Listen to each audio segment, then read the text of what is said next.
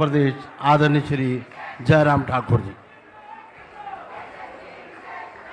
भारत माता की, भारत माता की। भाई सब बोलेंगे एक बार, भारत माता की, भारत माता की। बहुत धन्यवाद।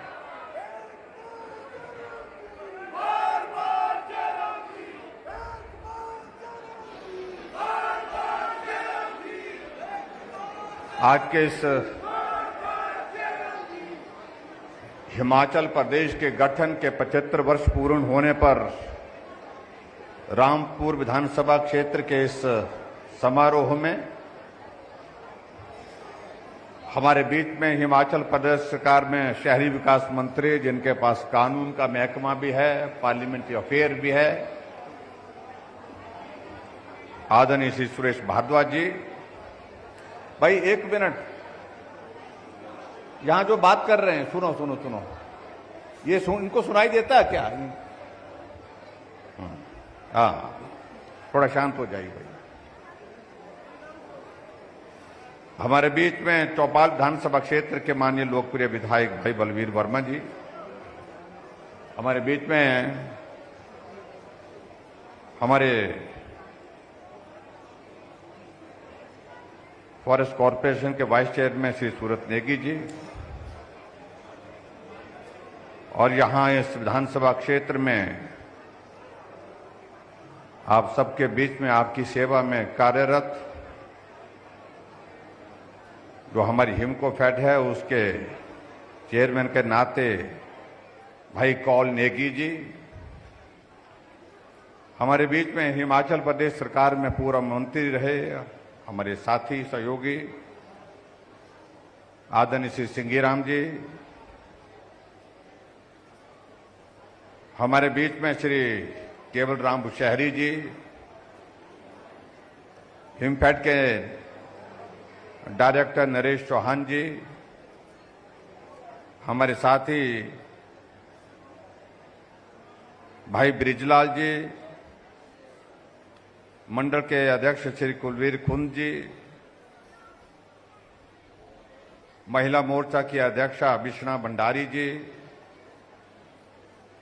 पार्टी के हमारे साथी विजय गुप्ता जी, भीमसेन जी जो हमारे मंडल के पूर्व में अध्यक्ष रहे हैं, बहुत पुराने साथी हमारे,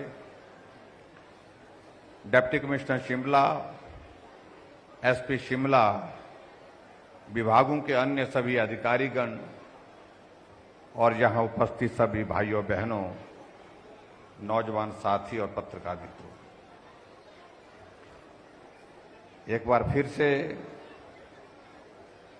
आज रामपुर विधानसभा क्षेत्र में आप सबके दर्शन करने का सौभाग्य प्राप्त हुआ है और आप सबके दर्शन करने के साथ साथ मां भीमा काली का आशीर्वाद लेने का भी सौभाग्य प्राप्त हुआ है। और यहां के कार्यक्रम में जिस गर्मजोशी के साथ आप सब लोग यहां पर उपस्थित हुए, हमारा स्वागत अभिनंदन किया, उसके लिए मैं आप सबका बहुत बहुत आभार व्यक्त करता हूं।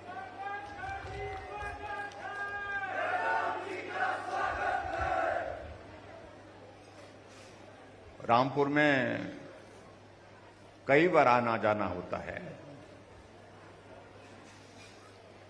और जब रामपुर में आकर के आप सब लोगों से मिलना होता है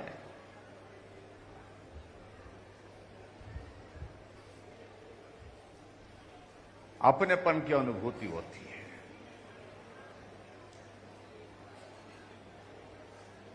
ये पहाड़, यहां का जीवन, यहां की परिस्थितियां, ये सारी चीजें याद दिलाती है। और मेरा ये मानना भी है कि आप हमको बहुत प्यार भी देते हैं। ये बात अलग है कि जब कोई परीक्षा की घड़ी आती है तो उस तरह का साथ कई बार नहीं मिलता है जिस तरह का साथ होना चाहिए।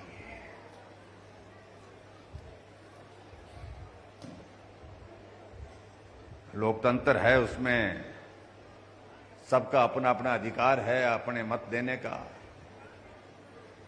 लेकिन मुझे लगता है कि कुछ बातें कह देनी चाहिए होती है, खरी बनना चाहे बुरी बनना। लेकिन हम आपको बहुत प्यार करते हैं, मैं ये कहता हूं, आप चाहे साथ दो चाहे ना दो, लेकिन रामपुर वालों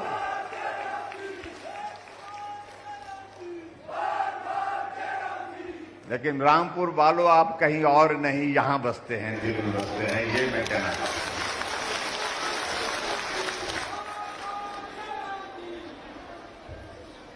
जब आते हैं तो स्वागत भी बड़ा जोरदार ढंग से होता है, कोई धक्का इधर भी लग जाता है, धक्का इधर भी लग जाता है, लेकिन पूरा तसल्ली से करते हैं आप लोग। और हम नेताओं की एक परिस्थिति ऐसी होती है, धक्का कितना जोर से भी लगे उनका धन्यवाद ही करना पड़ता है हमको।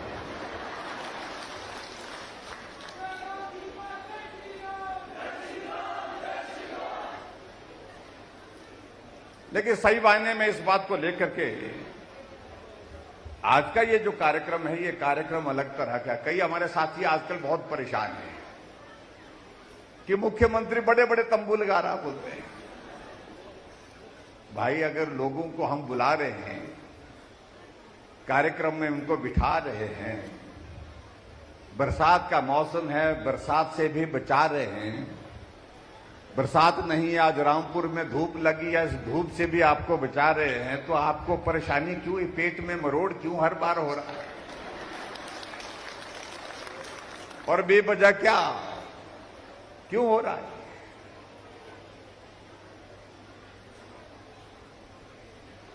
या मुझसे पहले हमारे साथियों ने अपनी बात कही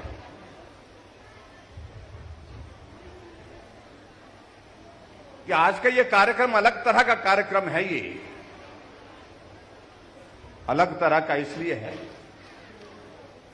कि कभी कभी हमको सारा काम छोड़ करके ये भी याद करना चाहिए हम कहां से शुरू हुए थे, आज हम कहां पहुंचे।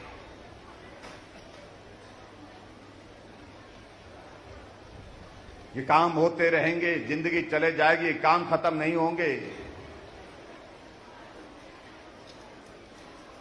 लेकिन जिंदगी में कभी कभी आपस में शांति में बैठ करके ठंडे दिमाग से सोच करके अपने पूर्व के इतिहास को, मुझे लगता है उसका अवलोकन करना, ये मुझे लगता है कि बहुत आवश्यक है। हमारे देश के प्रधानमंत्री नरेंद्र मोदी जी ने देश की आजादी के 75 वर्ष बीत गए, हम पूरे देश भर में अमृत महोत्सव मना रहे हैं। उसके लिए एक नहीं अनेक कार्यक्रमों के आयोजन किए,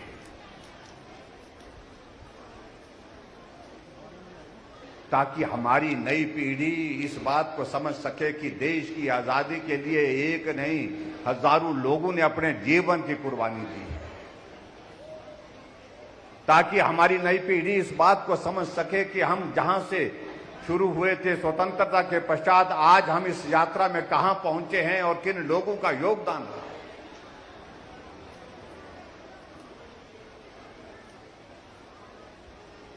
अभी कुछ दिन पहले 15 अगस्त का कार्यक्रम था और हमारे प्रधानमंत्री नरेंद्र मोदी जी ने एक आग्रह किया कि 15 अगस्त को हम अलग अलग स्थानों पर झंडे लगाते हैं, तिरंगा झंडा फहराते हैं, इस रस्म को करते हैं। और हम चाहते हैं कि इस रस्म में पूरा देश जुड़ना चाहिए। कुछ स्थानों पर क्यों, हर घर में तिरंगा झंडा लगना चाहिए, फहराना चाहिए। उन्होंने आवाज की, उन्होंने एक आग्रह किया कि आओ हम मिलकर के इस काम को आगे करने के लिए बढ़ते हैं, और एक नारा दिया, हर घर तिरंगा, घर घर तिरंगा। इस बात को लेकर के उन्होंने अपनी बात कही। और आज यहां भी आ रहा था, मैं रामपुर में भी आ रहा था, जब हम हेलीपैड से होकर के यहां गए, हम यहां सराहन के गांव में जाकर के मंदिर में माता भीमा काली जी का आशीर्वाद लेने के लिए, वहां पर भी हमने देखा छोटी छोटी दुकान पर भी तिरंगा लगा हुआ है, चाय की दुकान पर भी तिरंगा लगा हुआ है। कुछ लोगों ने इस पर भी प्रश्न खड़ा किया कि हर घर में तिरंगा लगाने से क्या होगा? होगा तो कुछ नहीं, लेकिन अगर दूसरे मायने में देखा तो होगा बहुत कुछ नहीं। अगर तिरंगे के प्रति हमारा सम्मान नहीं होगा इस देश में, तो सम्मान होगा किस चीज को? जिस तिरंगे की शान के लिए देश के नौजवानों ने अपने जीवन की कुर्बानियां दे दी, उस तिरंगे झंडे को फहराने के लिए लोग कह रहे कि इससे क्या होगा? मैं समझता हूं ये बहुत दुर्भाग्यपूर्ण सोच के लोग हैं, और वो लोग जो इस तरह की सोच रखते हैं वो सोच देश के हित की सोच नहीं। पूरा भारत एक जोश और जुनून के साथ खड़ा हो गया। कहां मिलेगा तिरंगा? कहा कि पोस्ट ऑफिस में मिलेगा, अगर पोस्ट ऑफिस में नहीं मिलेगा तो खादी भंडार में मिलेगा, और जाकर के बीडीओ के ऑफिस में मिलेगा, एसडीएम के ऑफिस में मिलेगा। आदमी निकल पड़ा घर से, निकल कर मुझे तिरंगा फहराना है, अपने घर में तिरंगा लगाना है। और लेकिन कुछ लोग प्रश्न खड़ा कर रहे हैं। लेकिन मैं इस बात के लिए आप सबका आभार व्यक्त करता हूं, हिमाचल ने रिकॉर्ड किया। हिमाचल प्रदेश में हर घर तिरंगा फहराने में गांव के सुदूर इलाके में, दूर इलाके में, पहाड़ी में एक घर है तो भी तिरंगा झंडा घर की छत पर लगाया। एक देश के लिए एक भावना, देश के लिए एक समर्पण, देश के लिए उन लोगों को याद करना, कुर्बानी की, उनकी कुर्बानी को याद करना जिन्होंने जीवन अपना न्यौछावर किया।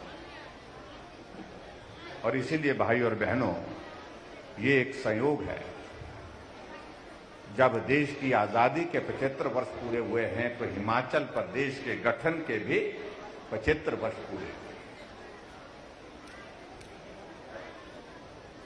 और 75 वर्ष के इस कालखंड में आपने यहां डॉक्यूमेंट्री देखी होगी। हमसे पहले आने से पहले जो भी मुख्यमंत्री हिमाचल प्रदेश में रहे, हम उन सब का जिक्र किया है। डॉक्टर वाई.एस. परमार का भी जिक्र किया है। वो किसी भी पार्टी के होंगे, लेकिन प्रदेश के मुख्यमंत्री रहे और हिमाचल निर्माता के नाते उनको जाना जाता है, पहचाना जाता है। वीरभद्र सिंह जी रहे, एक बार नहीं अनेक बार रहे। श्री शांता कुमार जी रहे, श्री प्रेम कुमार धूमल जी रहे, ठाकुर रामलाल जी रहे। मुझसे पहले 5 मुख्यमंत्री रहे। हमने अपनी डॉक्यूमेंट्री में जिक्र करते हुए हिमाचल की उस विकास यात्रा में उनके लिए भी आभार व्यक्त किया, उनका भी योगदान है। लेकिन जो प्रश्न हमसे पूछ रहे हैं कि जयराम आजकल कार्यक्रम करने जा रहा हुआ है, चला हुआ है। भाई और बहनों, कार्यक्रम करने के लिए चला हूं मैं, इसलिए चला हूं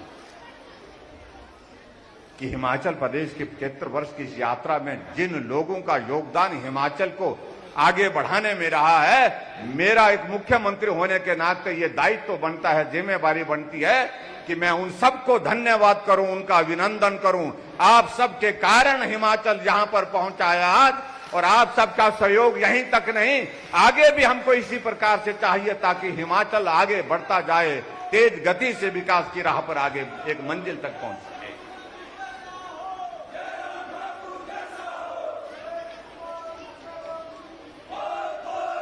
इसलिए हमने किसी नेता या अभिनेता को, किसी को कोई ऐसा नहीं है हमने कहीं विशेष श्रेय दिया हो। अगर हिमाचल की इस यात्रा का सबसे बड़ा श्रेय कहीं जाता है, वो श्रेय जाता है आप सब भाई बहनों को, मेहनत कश हिमाचल के वासियों को, एक मजदूर को, एक किसान को, एक बागवान को, एक कर्मचारी को, एक अधिकारी को, सबको जाता है श्रेय, क्योंकि सब लोगों ने अपने अपने हिसाब से योगदान दिया ये प्रदेश आगे बढ़ा। इसलिए भाई और बहनों, ये कार्यक्रम हमने तय किया हिमाचल प्रदेश में हिमाचल के गठन के 75 वर्ष के पूरे होने पर हम 75 जगह कार्यक्रम करेंगे और वहां सार्वजनिक सभा में जाकर के लोगों का धन्यवाद करेंगे। और धन्यवाद करने के साथ साथ आने वाले समय में हिमाचल को और आगे हमको बढ़ाना है, इसके लिए निवेदन करेंगे। तो क्या बुरा किया हम, लेकिन हमारे मित्रों को बहुत परेशानी हो रही है। लोग आए, लोगों को ला रहे हैं, लोगों को बुला रहे हैं। मैं समझता हूं कि इतना परेशान नहीं होना चाहिए। जहां भारद्वाज जी भी जिक्र कर रहे थे, जब हिमाचल बना था उस वक्त 288 किलोमीटर सड़कें थी हिमाचल प्रदेश में। आज 40,000 किलोमीटर सड़कें हैं। और 40,000 किलोमीटर सड़कों का अगर मैं जिक्र करूं तो मैं कभी भी इस बात के लिए आसान फरामोश नहीं हो सकता हूं। ना हमको होना, ना आपको होना है, ना किसी और को होना है। 40,000 किलोमीटर सड़कें बनी हिमाचल प्रदेश में, उसमें 20,000 किलोमीटर से ज्यादा सड़कें प्रधानमंत्री ग्राम सड़क योजना के माध्यम से बनी, जिस योजना को अटल बिहारी वाजपेयी जी ने शुरू किया था 60,000 करोड़ की लागत।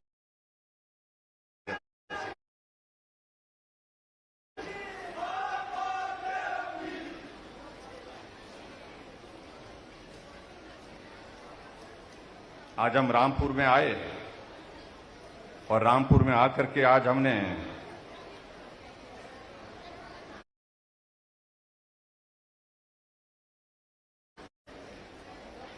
आपके यहां पर भी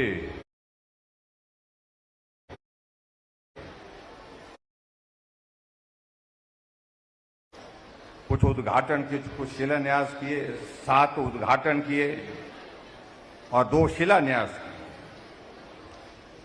और कुल मिलाकर के लगभग 25 करोड़ रुपए के उद्घाटन और शिलान्यास यहां हमारी बाईं तरफ ये पट्टिकाएं लगी हैं, यहां पर हमने संपन्न किए हैं। अगर एक एक योजना का मैं जिक्र करूं तो उसमें वक्त लग जाएगा, लेकिन एक योजना का मैं जिक्र विशेष तौर से करना चाहूंगा। शिमला से रामपुर लगभग 3 घंटे का सफर है। बहुत सारे लोग बाहर से आकर के जाना चाहते हैं, देखना चाहते हैं, इस घाटी को देखना चाहते हैं। सुंदर घाटी है। रामपुर के लोगों को शिमला आना जाना सरल हो सके, उस दृष्टि से हमने हिमाचल प्रदेश में जो है कुछ जगह हेलीपोर्ट बना करके ये शुरुआत की है। वहां पर हेली टैक्सी जाकर के लोगों को सेवाएं देंगे। और आज मुझे इस बात की खुशी है, 3 करोड़ 25 लाख की लागत से हमने रामपुर का हेलीपोर्ट बना करके तैयार किया और उस हेलीपोर्ट में बनाने के बाद उसका विधिवत हमने आज उसका उद्घाटन किया। इसके लिए मैं आप सबको बहुत बहुत बधाई देता हूं। लोग आ रहे हैं शिमला से, रामपुर आ रहे हैं, रामपुर से शिमला जा रहे हैं सीधे। 20 मिनट में शिमला से रामपुर और 20 मिनट में शिमला रामपुर से शिमला। और आने वाले समय में हमने केंद्र सरकार के समक्ष इस पक्ष को रखा है कि इस सेवा को रामपुर के साथ साथ में हमारे रिकांगपिओ के साथ भी जो है वो हमारे जो किन्नौर के लिए भी जोड़ा जाए। इस बात को भी हमने सुनिश्चित किया है और बहुत जल्दी मुझे पूरा भरोसा है कि ये किन्नौर के साथ भी कनेक्ट होगी ये फ्लाइट हमारी, ताकि आप लोगों को आने जाने की सुविधा हो। अभी जहां तक साथियों हमारी सरकार के कार्यकाल की बात है, कुछ लोग आते हैं, बात कहते हैं कि भाई हिमाचल प्रदेश में जयराम ठाकुर की सरकार का कार्यकाल पूरा हो रहा है। भाई कार्यकाल तो 5 साल के लिए होता है, वो सबका पूरा होता है। जब 5 साल हो जाते तो पूरा होता है। लेकिन हमारे से परेशानी है जब आजकल हम थोड़ी सी एक बात थोड़ी हल्के से भी कह देते हैं कि हमने कहा कि रिवाज बदलेंगे। रिवाज बदलने पर हमारे कुछ मित्रों को इतनी परेशानी होने लगी कि ये रिवाज बदलने की बात क्या। मैंने कहा रिवाज तो हमारे अच्छे हैं, हम पहाड़ी लोग हैं, हम पहाड़ी हमारी संस्कृति है, जितने भी हमारे रिवाज बहुत अच्छे हैं। लेकिन एक रिवाज खराब पड़ा है कि 5 साल के बाद सरकार बदल जाती है, इस रिवाज को बदलेंगे, बाकी रिवाज वैसे के वैसे रहेंगे।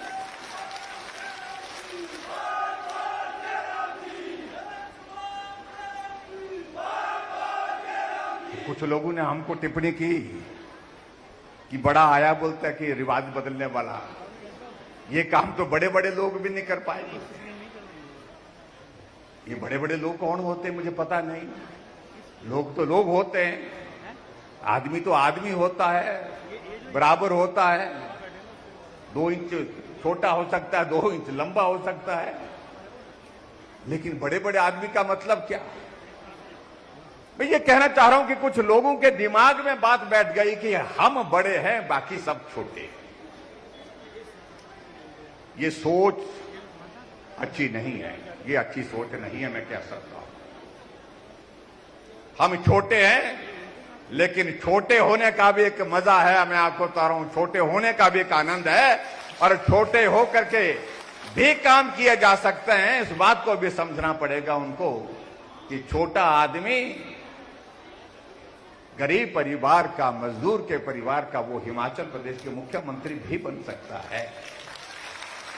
ये जरूरी नहीं कि बड़े बड़े लोग ही वहां पर पहुंचेंगे।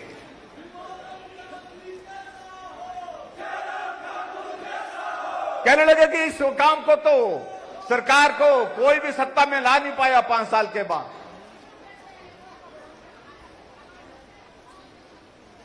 और मुझे कहा कि वो जयराम तो किस खेत की मूली है। मैं उनके शब्दों में नहीं जाना चाह रहा हूं। कहने लगे कि ये तो मुहावरा है। मैं कहा मुहावरा तो हम भी बोलेंगे तो बहुत खराब लगेगा भाई। ये छोटे बड़े की बातें मत करो।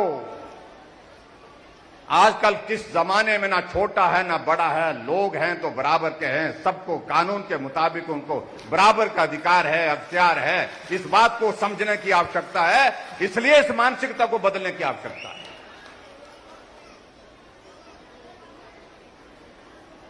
या हमारे साथी कह रहे थे,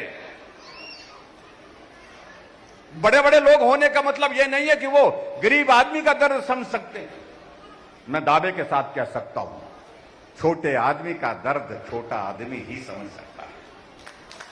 गरीब आदमी का दर्द गरीब आदमी ही समझ सकता है, बड़ा नहीं समझ सकता है। इस बात को समझने की आवश्यकता है। मेरे सभी नेताओं के प्रति सम्मान है, मैं बहुत सम्मान करता हूं। लेकिन जब बड़े छोटे की बातें कहेंगे तो मैं समझता हूं, मैं कि बड़े में शामिल होना या छोटे में शामिल होना है। मैं कहता हूं कि अगर मुझे इस बात के लिए पूछा जाए तो मैं छोटे लोगों के बीच में शामिल होऊंगा, उनके बीच में रह करके काम करूंगा, उनके दुख दर्द में साथी बनकर के, सहयोगी बनकर के काम करूंगा।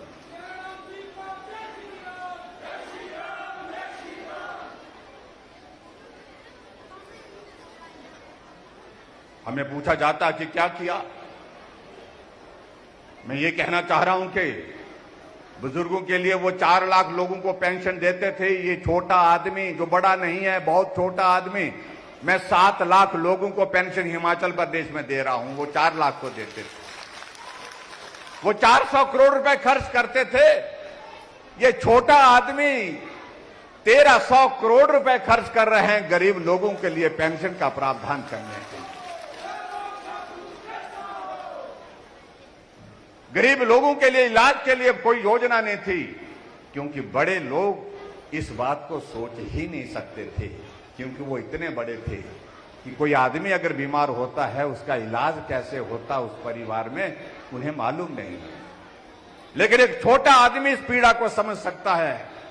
मैंने इस बात को देखा है, जब हमारे परिवार के कोई सदस्य बीमार हुए, हॉस्पिटल ले जाकर के जब इलाज करने के लिए बात आई तो रिश्तेदारों से मदद मांग करके उनके इलाज के लिए प्रयत्न किए गए, कोशिश की गई, जिंदगी को बचाने के लिए काम कैसे किया जा सकता है, उनकी जिंदगी को कैसे बचा सकता है।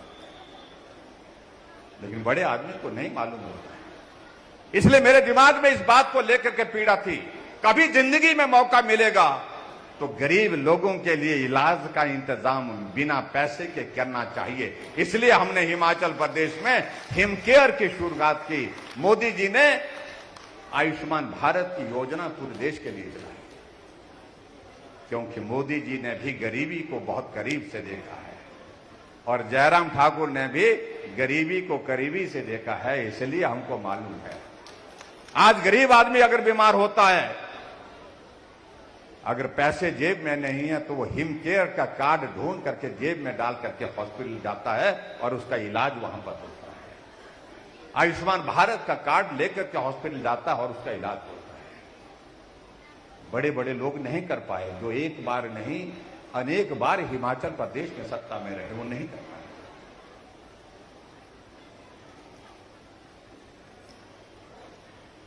हमारे यहां पर साथियों ने बात कही कि हमने तो उन योजना के माध्यम से ऐसे लोग जो बिस्तर पर पड़े हैं किसी कारण से, उनके लिए भी सहारा योजना चलाई है। 20,000 ऐसे लोग हैं जो बिस्तर में पड़े हैं, जो अपनी जिंदगी में बिस्तर से उठ नहीं सकते हैं, जब तक जिंदा है बिस्तर पर ही रहेंगे। ऐसी बीमारी लग गई, किसी को ब्रेन हैमरेज हो गया, किसी को किडनी फेल हो गई, किसी को कैंसर की स्टेज 4 आ गई, किसी को एक्सीडेंट के कारण स्पाइनल कॉर्ड चले गई। ऐसे लोगों के लिए हमने 3,000 रुपए हर महीने का उनके खाते में डाल करके उनको मदद कर रहे हैं, उनकी सेवा कर रहे हैं। हम सेवा का भाव जानते हैं। एक आदमी गरीब है, उसको मदद करने का रास्ता कहां से निकल सकता है? ये गरीब आदमी का अनुभव होता है अपने जीवन का।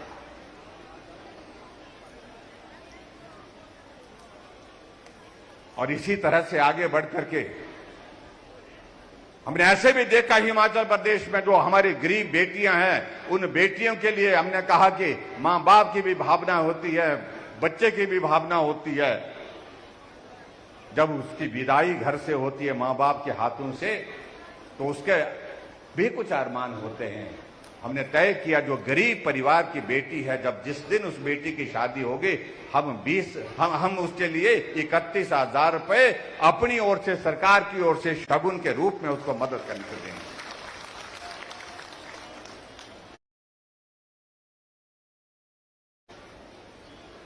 इस बात को वही कर सकता है जो आदमी छोटा है, गरीब को जिसने समझा है, गरीबी को जिसने समझा है। बड़े आदमी के समझ में नहीं। वो तो हजारों लोगों को बुला करके निमंत्रण देंगे, आइए बेटी की शादी है, बेटे की शादी है, खूब आनंद के साथ शादी करेंगे। लेकिन गरीब आदमी इस भाव के साथ सोचता है कि काश मैं भी अपनी बेटी की विदाई के लिए कुछ कर सकता। भाई, या तो आप कार्यक्रम में अगर नहीं आए हैं तो बाहर चले जाए, आपकी आवाज बहुत आ रही है। मैं इस बात को इसलिए कह रहा हूं कि मैं अभी कांगड़ा गया।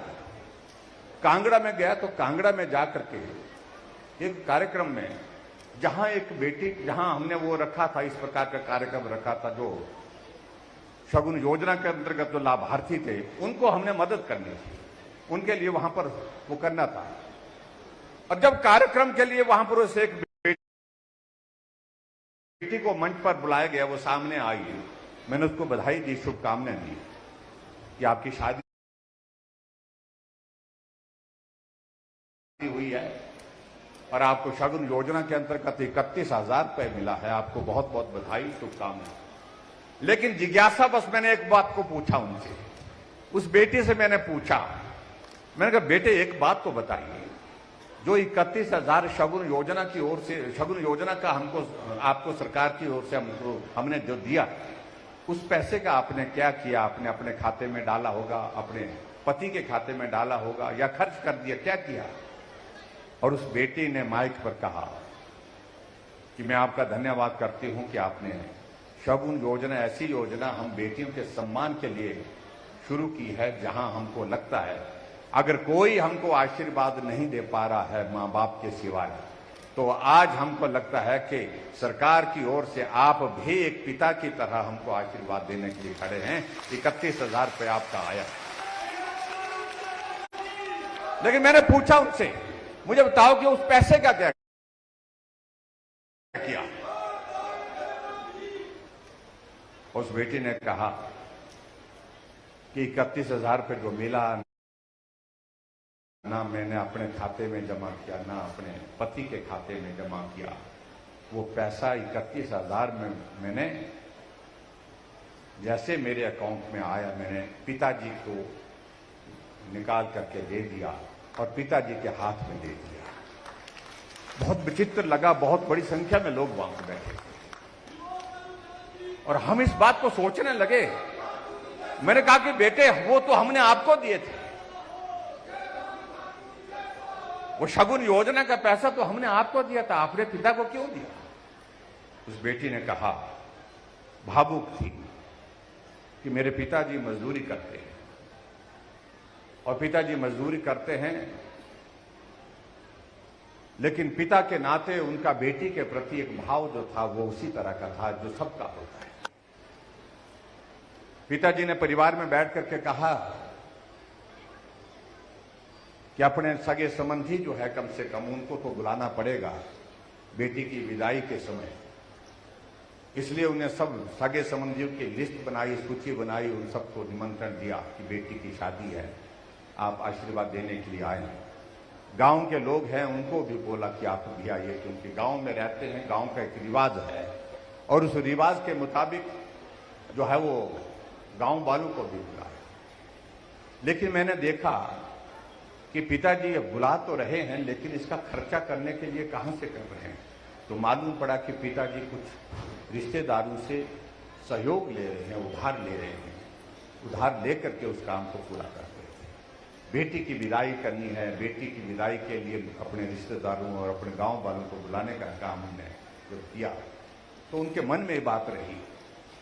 तो जब जिस दिन मेरी शादी हुई, शादी के बाद मेरे पास जो पैसा आया 31,000 रुपये, मेरे मन में एक भाव आया बेटी होने के नाते, मैं तो अब दूसरे घर के लिए चले गई, लेकिन मेरे पिताजी मजदूरी करते हैं और वो मजदूरी करते हुए कितना समय लगेगा उनको मजदूरी करते करते इन लोगों के पैसे को वापिस करने के लिए जो उधार में दिया गया है। मैं बोझ कर बन करके नहीं जाना चाहती और मैं अगर बेटी हूं तो बेटी बन करके जाना चाहती हूं, बेटी बोझ नहीं हो सकती। इसलिए मैंने वो पैसे खाते से निकाले और कहा मैंने पिताजी ये पैसे उन लोगों को आप लौटा दीजिए जिनसे आपने उधार लिया है, ये बेटी की ओर से आपके लिए ये आशीर्वाद ही प्राप्त है। आप कल्पना करिए कितना भावुक हुआ सारा वहां का पंडाल उस वक्त, और पिताजी साथ खड़े थे और पिताजी के आंखों में आंसू थे।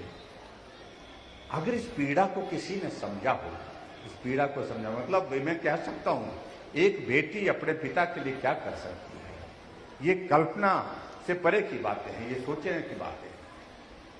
इस प्रकार का भाव, और हमें इस बात को लेकर के खुशी तब ज्यादा हुई जब मैंने इस बात को देखा, सुना, बेटी अपने पिता के सामने अपनी बात कह रही और दोनों वहां पर खड़े होकर के इसकी स्वीकार्यता वहां पर दे रहे हैं। मुझे संतोष हुआ कि ये कार्य जो हमने किया है ये बहुत पुण्य का कार्य किया है। एक बेटी के लिए आशीर्वाद देने का इससे बड़ा पुण्य कोई दूसरा नहीं हो सकता। एक और घटना का मैं जिक्र करना चाहता हूं। जो हमसे पूछते हैं कि बड़े बड़े लोग, छोटे छोटे लोग ऐसी ऐसी बातें जब कहते हैं, छोटे की भावनाओं को ठेस मत पहुंचाओ। बड़े लोगों में ये कहना चाहता हूं, मत पहुंचाइए। दुआ भी छोटे की बहुत ऊपर ले जाती है और जब बद्दुआ होती है तो वो भी बहुत बुरी होती है। मैं ये कहना चाहता हूं। मैं एक कार्यक्रम में गया था शिमला में, एक समाचार पत्र है उनका कार्यक्रम था, उनने कुछ लाभार्थियों को बुलाया था और उस लाभार्थियों को कार्यक्रम में एक लाभार्थी ऐसी थी, उसको मंच पर बुलाया गया कि महिला कांगड़ा जिला की है और इस महिला को सहारा योजना के अंतर्गत लाभ मिला है। तो मुझे जानने की इच्छा हुई। जब उसके जीवन के बारे में बताया गया तो आप कल्पना करिए कि क्या स्थिति थी। एक महिला थी, उसका एक बेटा, वो अपाहिज, कुछ सालों के बाद दूसरा बेटा हो, वो भी अपाहिज, कुछ सालों के बाद तीसरा बेटा हो, तीसरे संतान की, तो वो भी वैसे ही। और उसके बाद उसके पति ने उसको छोड़ करके वो चले गए। और उस मां के सामने प्रश्न ये था कि अब मैं इन 3 बच्चों को जो अपने जिंदगी में कभी अपना काम नहीं कर सकते हैं, उनका पालन पोषण करूं या अपना पालन पोषण करूं। इनके पिता छोड़ करके चले गए। ऐसी परिस्थिति में उसके सामने प्रश्न ये हो रहा था, या तो मैं इनके साथ अपना जीवन समाप्त कर दूं, या मैं ऐसे करूं कि मैं लोगों के बीच में जा करके लोगों से जो सहयोग मांग सकते थे, जितनी मदद मांग सकते थे, उसी को करती हूं। आखिरकार कोई एक आंगनबाड़ी की कोई वर्कर मिली, उसने उस महिला को बताया कि एक योजना हिमाचल प्रदेश सरकार ने शुरू की है और उस योजना के अंतर्गत जो है, जो ऐसे लोग होते हैं, ऐसे बच्चे होते हैं, चाहे लोग होते हैं, कोई भी होते हैं, जो अपने बिल्कुल जो असमर्थ हैं कामकाज करने के लिए, किसी बीमारी के कारण, किसी कमी के कारण, तो उनके लिए सहारा योजना शुरू की है। तो 3,000 रुपये उसमें महीने का मिलता है। और उस महिला ने वो फार्म भरवाए, फार्म भरे, 3 बेटों के लिए फार्म भरे, और 3 बेटों के फार्म भरने के बाद तीनों बेटों को सहारा योजना के अंतर्गत उनको लाया गया। 3-3 हजार रुपये तीनों बच्चों को उनको जा रहा है, और 9,000 रुपये मिल रहा है उस परिवार को, उस महिला को मिल रहा है। वो महिला उन बच्चों को 3,000 और 3,000 9,000 रुपये जो मिल रहे हैं, उन पैसे से अपने बच्चों का पालन पोषण कर रही है। ये आपको तरों में ये एक हमारी सरकार का काम करने का तरीका है। आप कल्पना करिए, ऐसे गरीब लोगों के लिए काम करने का काम हमारी सरकार ने किया है, जो बड़े लोग नहीं कर पाए। बड़े लोग इसलिए नहीं कर पाए क्योंकि वो बहुत बड़े थे।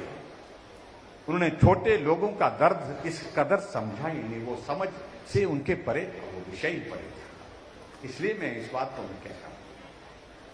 एक दिन मैं मंडी से होकर के कांगड़ा जा रहा था, रास्ते में नेशनल हाईवे पर गाड़ी चली थी, तेज गाड़ी चली थी। एक महिला रास्ते में खड़ी होकर के गाड़ी को रोकने का इशारा कर, एक हाथ में कागज का टुकड़ा लिए हुए, एक हाथ में हार लेकर के रुकने के लिए कह रही है। मुझे लगा कि ये महिला बहुत परेशान है, और हमने गाड़ी रोकी। गाड़ी रोकने के बाद उस महिला ने मेरी खिड़की अपने आप खोली, आओ बोलते, नीचे उतरो बोलते। मैंने कहा ये कागज मेरे हाथ में दे दो, हार आपने लाया, इसको भी मेरे हाथ में दे दो, बहुत आप बताओ। नहीं नीचे उतरो बोलते। पहले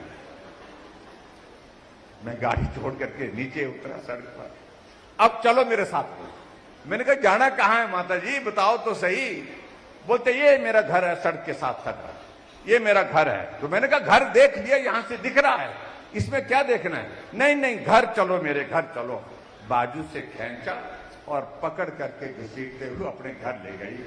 और कमरे के अंदर जब पहुंचा तो देखा एक नौजवान बच्चा बेसुध पड़ा। मैंने कहा ये क्या हुआ था। कहा कि 21 वर्ष पहले इसका एक्सीडेंट हुआ और 21 वर्ष से ये कोमा में है। खाने की नली यहां को गले को काट करके यहां से डाली गई, ट्रैकियोस्टमी को बोलते वो की गई है, उससे खाना उसको दिया जा रहा है। सारे शरीर अकड़ गया है, जकड़ गया है, और मांसपेशियां सारी सिकुड़ गई। पीठ का हाल देखा तो बहुत सारे बेड सोल हुए पड़े। मैंने कहा और कौन रहता है। मेरे पति थे, वो अब रहे नहीं। बेटा था, पहले साथ रहता था, अब वो यहां से चला गया है, कोई दूसरी जगह घर बना करके आता नहीं। मैं मां होने के नाते पिछले 21 वर्षों से इसकी सेवा कर रही है। बिस्तर पर है, ना बोल सकता है, ना बात कर सकता है, ना समझ सकता है, कोमा में है। मैंने डॉक्टर की सारी टीम उसकी ड्रेसिंग के लिए वहां पर भेजने के लिए कहा, और मैंने सहारा योजना के अंतर्गत तुरंत इसको रजिस्ट्रेशन करनी चाहिए। सहारा योजना के अंतर्गत उसका रजिस्ट्रेशन किया, और 1 लाख रुपए उसके लिए मदद के लिए वही उसको पैसा दे करके जो है उसके लिए मदद का रास्ता निकालने। और बाद में उस महिला का हमको संदेश भी आया, और संदेश हमारा कोई पार्टी का हमारा साथी उनके घर मिलने के लिए गया, तो उन्होंने कहा कि जब मेरे घर के लोग मुझे छोड़ के चले गए, बेटा छोड़ करके चला गया, ऐसे संकट में मैं मां होकर के अपने बेटे को इस हालत में नहीं छोड़ सकती थी, मेरी मजबूरी है। अगर इस मजबूरी को किसी ने समझा तो हिमाचल प्रदेश की सरकार ने समझा, और सहारा योजना का 3,000 रुपए अब आ रहा है, तो मैं थोड़ी जो मदद कर सकती हूं उसके इलाज के लिए, थोड़ा जो मदद कर सकती हूं मेरा घर के इसके लिए, मेरी मदद उसमें पूरी है। और विशेष तौर से उसने धन्यवाद कहा। हमारा काम करने का तरीका इस प्रकार का है। छोटे लोग इस तरह से काम करते हैं, एक दूसरे के दुख सुख में साथी बनकर के, सहयोगी बनकर के, जो बड़े लोग नहीं कर सकते। भाई और बहनों, बहुत बातें हैं जिन बातों का हम जिक्र कर सकते हैं। हमारे लिए प्रसन्नता का विषय है कि देश आज एक मजबूत हाथों में है नरेंद्र मोदी जी के। कोविड के संकट से हम पार हुए, आप सबका बहुत बड़ा योगदान रहा उसमें। वैक्सीन का दौर आया तो आप लोगों ने पूरे हिमाचल प्रदेश में समर्थन सहयोग दे करके पहली डोज भी पहले नंबर पर पूरी की, दूसरी डोज भी आप लोगों ने सबसे पहले पूरी की। इसके लिए मैं आशा वर्कर, आंगनबाड़ी वर्कर, हमारे हेल्थ केयर वर्कर, जितने भी हमारे जिन्होंने अपने जीवन को जोखिम में डाल करके काम किया, उनका एहसान हम चुकता नहीं कर सकते। आदमी बहुत जल्दी एहसान फरामोश हो जाता है, जल्दी भूल जाता है। और खासतौर से हम लोग तो सुबह से शाम तक इसी काम को देखते हैं। आज मैं किसी एक आदमी का काम करके दे देता हूं उसके हाथ में, चल भाई तेरा ये मदद हो गई, लेकिन दूसरे दिन दूसरा काम लेकर के आता है, वो काम नहीं होता तो वो जो है वो तलक होकर के चला जाता है। कमाल है जी। इसलिए ये कली युग है। इसलिए बड़ी उम्मीद हमको यहां पर हमारे साथी कह रहे थे, हमने विकास का कार्य ये किए वो किए, हमने पीडब्ल्यू का डिवीजन दिया, पीडब्ल्यू का सब डिवीजन दिया, इलेक्ट्रिसिटी बोर्ड का भी सब डिवीजन दिया, हमने सड़कों के लिए पैसा दिया, हेलीपोर्ट यहां पर बना करके दिया, बहुत सारे डेवलपमेंट के लिए काम किए। लेकिन अगर जयराम ऐसा सोचे कि बस हमने अच्छा किया है, बहुत अच्छा किया है, इसको लोग याद रखेंगे, वो जमाना नहीं रहा भाई, नहीं रहा तो नहीं रहा। इस बात को हमको स्वीकार करना पड़ेगा। लेकिन कुछ लोग ऐसे भी हैं, थोड़ी सी मदद होती है उसको भी याद रखते हैं। इसलिए जिंदगी में हमेशा एक बात करनी चाहिए कि जिसने भी कहीं मदद की बात की हो वो भी छोटी नहीं है, वो भी बड़ी होती है। जब संकट होता है उस वक्त कोई मदद की बात भी कोई करता है तो भी बहुत हौसला होता है दिल को। तो इसलिए जहां जितना भी मेरे से इस विधानसभा क्षेत्र के लिए हो सकता था वो हमने करने की कोशिश की। लेकिन एक बात हम बार बार कहते हैं भाई, कभी तो चलो हम साथ होकर के चले। जहां कौल जी ने अपने संबोधन में अपनी बातों का जिक्र किया है, नौजवान है, सेवा करने का जज्बा है। जब मैं राजनीति में आया तो मैं भी इनकी तरह इसी उम्र में था लगभग, मैं भी दाढ़ी रखता था और लोगों के जज्बात के साथ बड़े जोश और जुनून के साथ काम करने की भावना रखता था। और मुझे इस बात की खुशी है कि एक नौजवान आपके बीच में आकर के यहां अपना काम आप सबकी सेवा करने के लिए खड़ा है। हमारे साथ मंच पर बैठे हमारे वरिष्ठ नेता सब लोग हैं, सब लोग काम कर रहे हैं। हम पार्टी के संगठन के माध्यम से भी आप सब जितनी कोशिश कर सकते हैं वो कर रहे हैं। जो भी विकास के कार्य, जितना भी वरिष्ठ नेतृत्व तो यहां पर बैठा है। इसलिए मेरा आप सबसे निवेदन है कि आने वाले समय में इस बात को जरूर थोड़ा सा सोचिए। जो रिवाज बदले की हम बात कह रहे हैं, उस सिलसिले में मुझे सिर्फ इतना कहना है कि रिवाज बदले की बात हम यहां नहीं कह रहे हैं भाई, रिवाज पूरे देश में बदल गया। अभी हाल ही में चुनाव थे, उत्तराखंड में रिवाज था कि 5 साल के बाद सरकार बदल जाती थी। जब से उत्तराखंड बना है, लेकिन रिवाज बदला। धामी जी थे, धामी जी फिर आ गए, बदला रिवाज। तो क्या गलत बोला हमने? उत्तर प्रदेश में पिछले 37 वर्षों से हर 5 वर्ष के बाद सरकार बदल जाती थी, लेकिन रिवाज बदला। योगी जी थे, योगी जी फिर आ गए, क्या गलत बोला हमने? हरियाणा में जहां पर हमारी सरकार बनती नहीं थी कभी भी, वहां 2014 में मनोहर लाल खट्टर जी मुख्यमंत्री बने, भाजपा की सरकार बनी। 5 वर्ष का कार्यकाल पूरा होने के बाद 2019 में फिर सत्ता में आए, फिर सरकार बने, रिवाज बदला, फिर मनोहर लाल खट्टर जी वहां पर काम कर रहे हैं। गोवा में रिवाज बदला, मणिपुर में रिवाज बदला, देश में सब जगह रिवाज बदला। हम कह रहे हैं जब सब जगह बदला तो हिमाचल में क्यों नहीं बदलना चाहिए भाई? बदलना चाहिए कि नहीं चाहिए? तो बदलना चाहिए। तो भाई हम कहते हैं कि इसलिए हमने कहा कि सरकार नहीं, रिवाज बदलेंगे। अब की बार तो हमारे मित्रों को बहुत परेशानी हो रही है, भाई ये रिवाज बदलने की बात तो बड़ी खराब कह रहे हैं आप।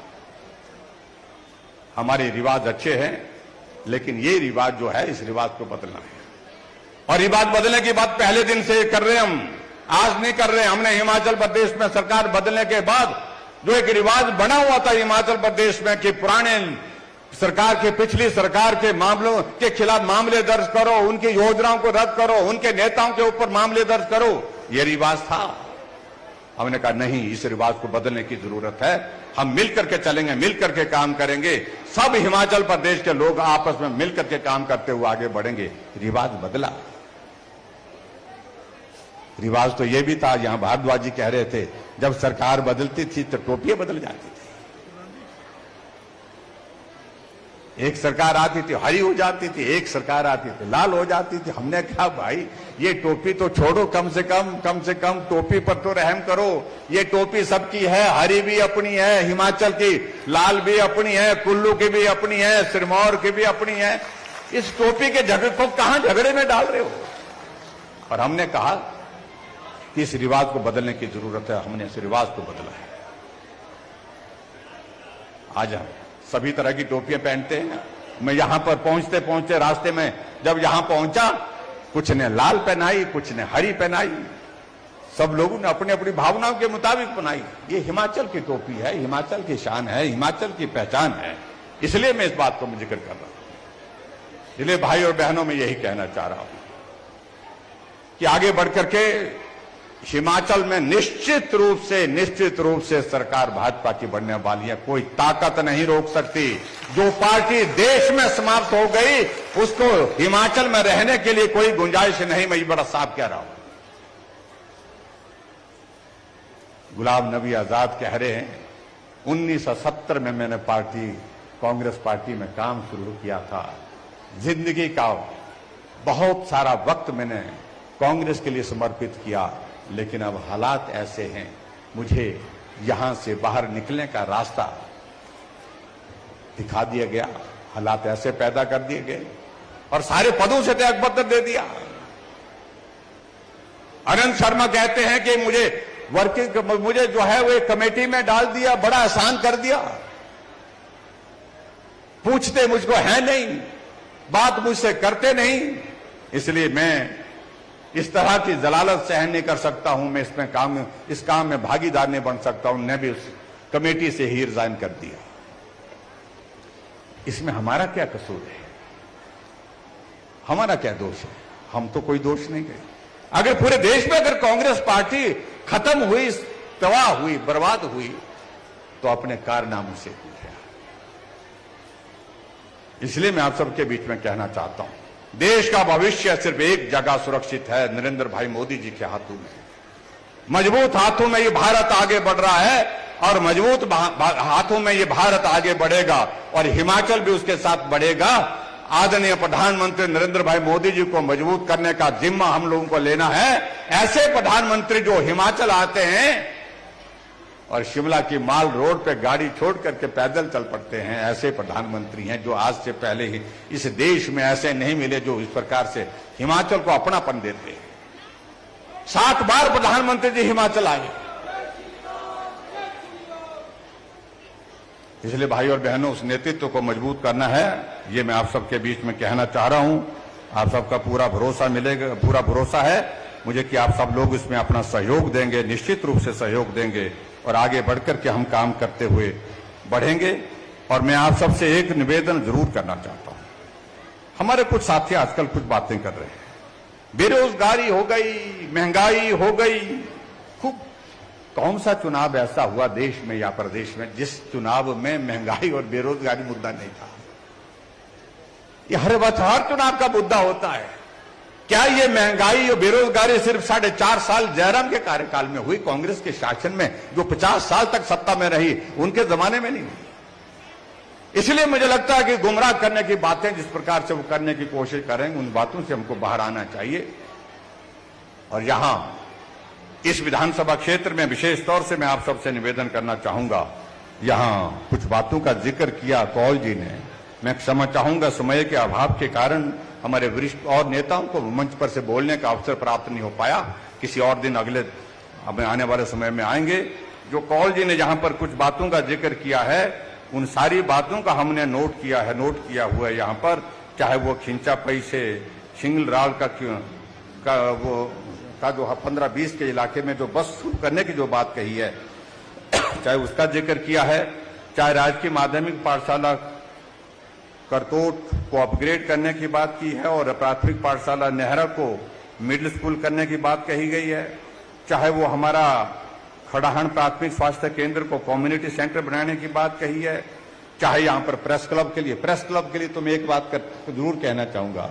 हैं प्रेस वाले नहीं बैठे हुए यहाँ पर, कहीं बैठे हुए, सबको नमस्कार भाई, ख्याल रखना, हम भी आपका ख्याल रखते हैं। लेकिन आपकी मांग पिछली बार भी थी इस सारी चीज के लिए। बाकी मैं आजकल के कार्यक्रम में घोषणा नहीं कर रहा हूं, लेकिन इसके लिए मैं मानता हूं कि रामपुर एक बहुत महत्वपूर्ण केंद्र बन चुका है मीडिया की दृष्टि से। उस दृष्टि से मैं प्रेस क्लब के लिए 20 लाख रुपए देने की यहां पर घोषणा करता हूं। और इसी तरह से जुगुनी में हेल्थ सब सेंटर खोलने की बात कही गई है। तकलेच में कहा कि बस स्टैंड आने वाले समय में होना चाहिए। और इसी तरह से रामपुर में कुछ सड़कों के लिए पैसे की बात कही है। इन तमाम सारी बातों के लिए मैं इनके साथ बैठ करके, जो मंच पर हमारे प्रमुख नेता हैं उनके साथ में बैठ करके कोई रास्ता निकालूंगा, ये मैं आपके बीच में कहना चाहता हूं। लेकिन मैं एक बार मैं अंत में जरूर आपसे मुझसे निवेदन करना चाहता हूं, आओ मिलकर के साथ चलें, मिलकर के काम करें। हिमाचल इस राह पर चल रहा है, निश्चित रूप से हिमाचल में भाजपा की सरकार बनेगी। कांग्रेस के 2 वरिष्ठ नेता हमारी पार्टी में हाल ही में शामिल हुए। एक कांग्रेस पार्टी का वर्किंग प्रेसिडेंट थे, एक कांग्रेस पार्टी के वाइस प्रेसिडेंट थे, 2 बार के विधायक दोनों हैं। जब हमारी पार्टी में आने का प्रस्ताव उनकी ओर से आया तो हमने तो उनका स्वागत किया ही। वो कहने लगे कि कुछ नहीं हो सकता इस पार्टी का, जब देश में नहीं बची तो यहां कहां से बचेगी, कोई संभावना नहीं, ना नेतृत्व के प्रति कोई सम्मान है, ना कोई कदर है, ना कोई, सब आपस में ऐसे लड़े भिड़े हैं, एक दूसरे के जो है वो माथा फोड़ रहे हैं। तो ऐसे में बेहतर है हम मिलकर के आपके साथ चलना चाहते हैं और भारतीय जनता पार्टी में शामिल हुए। इस भाव को मैं इसलिए कह रहा हूं, इस बात को मैं इसलिए कह रहा हूं कि पूरे देश की स्थिति ऐसी है और आने वाले समय में निश्चित रूप से यहां हिमाचल प्रदेश में यह स्थिति और तेजी से आगे बढ़ेगी। मैं इतना ही कहना चाह रहा हूं, माताओं बहनों के लिए हमने बसों का किराया आधा कर दिया, क्योंकि आप आबादी का आधा हिस्सा है, इसलिए हमने कहा बहनों के लिए किराया भी आधा। तो हमारे कांग्रेस के मित्र कहने लगे कि मुफ्तखोर बना दिया। मैंने कहा ऐसे शब्दों का मेहरबानी करके इस्तेमाल मत करिए। हमारी माताएं बहनें बहुत खुददार हैं, वो सम्मान को कभी भी ठेस पहुंचाने वाले व्यक्ति को माफ नहीं करती हैं।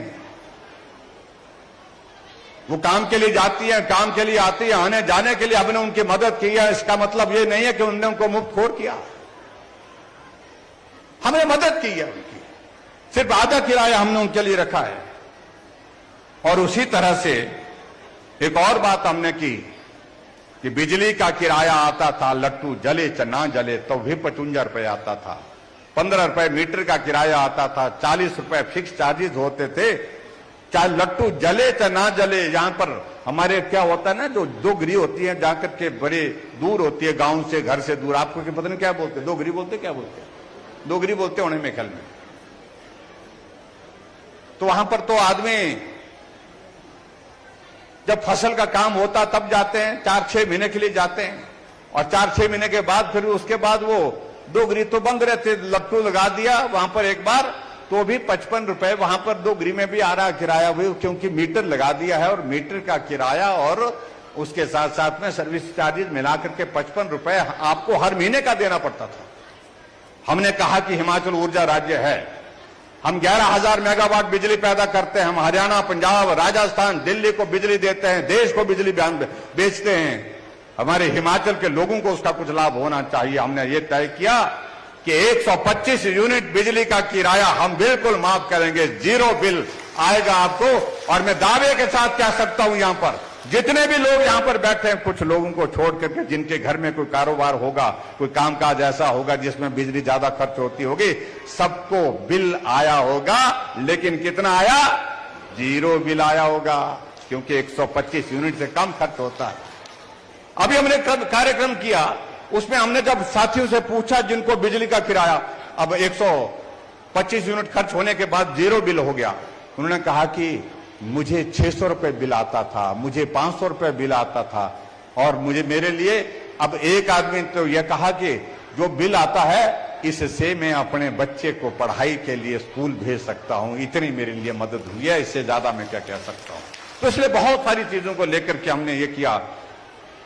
लेकिन फिर भी मेरा आप सबसे निवेदन है कि आने वाले समय में जब हिमाचल प्रदेश में नवंबर महीने के चुनाव होंगे, तो चुनाव में आप सबका आशीर्वाद चाहिए, और हमारे यहां पर जितने भी हमारे साथी हैं पर और मिलकर के काम करें, और मिलकर के जो है यहां अब की बार हम चाहते हैं कि भाई ये रामपुर में भी रिवाज बदलना चाहिए।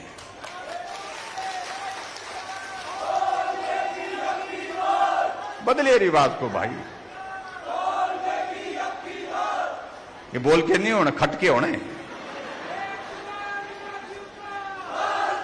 तो इस काम को आप करिए, जो आप बोल रहे हैं इसको करके दीजिए, जो बोल रहे हैं। और मैं ये कह रहा हूं कि इसको करके देंगे, उसके बाद हमें पूछना कि रामपुर के लिए कहां कमी छोड़ेंगे, कहीं कमी नहीं छोड़ेंगे। ये मैं आपके बीच में कहना चाहता हूं। और यहां हमारे बीच में यहां पर हमारे विद्यार्थी परिषद के हमारे साथी भी मिले हैं, जिन्होंने कॉलेज के कुछ मसलों को लेकर के अपनी बात कही है। उनकी बात का मैं स्वागत करता हूं, उनके इश्यूज हैं। और खासतौर से जो हॉस्टल की जो मुरम्मत की जो बात कही है, छत की मुरम्मत, पानी अंदर आ रहा सारा, उसकी मुरम्मत के लिए मैं पीडब्ल्यू डिपार्टमेंट को कहता हूं कि तुरंत उसका एस्टीमेट बनाएं, और एस्टीमेट बनाने के बाद हमको दें, जल्दी दे दें। जितना भी पैसा उसके लिए लगेगा वो पैसा आपको देंगे, ताकि वहां पर बच्चों की अच्छी एक सुविधा हो सके। इतनी बात कहते हुए आप सबका आशीर्वाद लेकर के और मां भीमा काली का आशीर्वाद लेकर के हम आपके रामपुर से यहां से जा रहे हैं। आप सबका बहुत बहुत धन्यवाद। नमस्कार, जय हिंद, जय हिमाचल।